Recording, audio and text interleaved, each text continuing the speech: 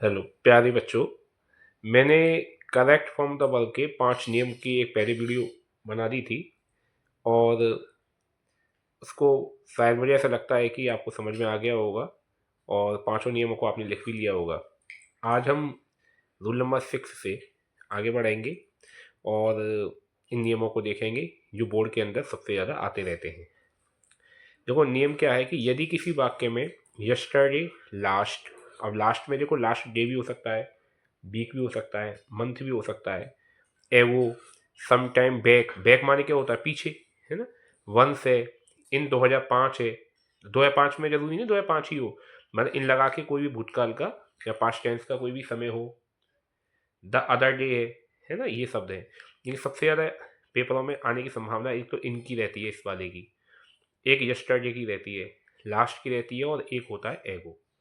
ये कुछ शब्द ऐसे हैं जो पेपर में आते रहते हैं, 3-4 शब्द बहुत ज़्यादा आते हैं, ध्यान रखना है।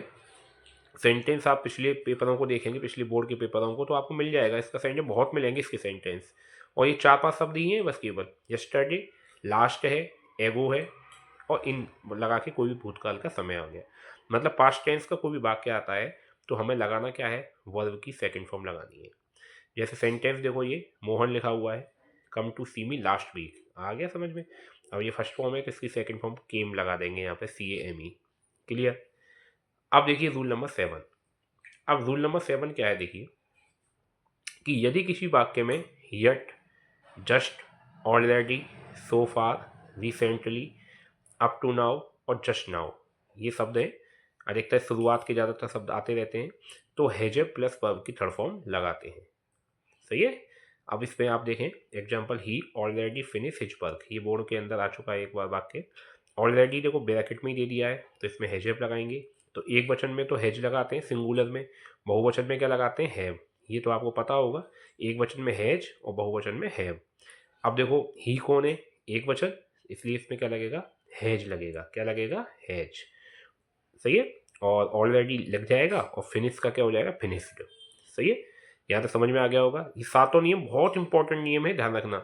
अब मैं जो 8वां आपको बता रहा हूँ, ये इसमें क्या करते हैं देखो, यदि किसी वाक्य में बैन, वाइल और एज, सही है, बैन, वाइल और एज बहुत आता है। एक बार तो इसके 2-3 सेंटेंस आए थे एक ही बार में, एक ही पेपर में। तो बैन, वाइल और एज यदि आ जाए तो वॉजवर्ब प्लस फर्स्ट फॉर्म में ING लगाते हैं। क्या लगाते हैं, वाजवर्ब प्लस फर्स्ट फॉर्म में ING लगाते हैं। सही है। कभी कभी इसमें क्या होता है, एक चक्कर पड़ता है इस सेंटेंस में, एक थोड़ा सा वो है कि इस सेंटेंस में कभी कभी आपको पहचान करना पड़ता है कि वॉजवर्ब दे दिया जाता है जैसे कभी कभी, तो हम क्या लगाएंगे, तो ध्यान रखना है आपको, तो हमको सेकंड फॉर्म लगानी है। उल्टा दे देता है कभी कभी, तो या इसमें जोड़ा होता है एक तरह से कि सेकंड फॉर्म आ जाए या वाजवा प्लस फर्स्ट फॉर्म में ING आ जाए। तो इनको जोड़ा होगा, ये आ जाए तो ये लगानी है, और वाजवा आ जाए तो सेकंड फॉर्म लगानी है, याद रखना है आपको। सही है। इसमें शब्द और भी होते हैं, जैसे एट दैट टाइम भी होता है, एट दैट मोमेंट भी होता है ना, दोज डेज भी होता है, देन भी होता है। लेकिन सबसे ज़्यादा जो प्रयोग में आता है ये वॉज बस, मतलब ये बैन और वाइल का ही आता है अधिकतर पेपरों में। सही है। जैसे सेंटेंस देखो, ban I go to school, I walk, I Khalistan जया, ये आपने देख लिया होगा।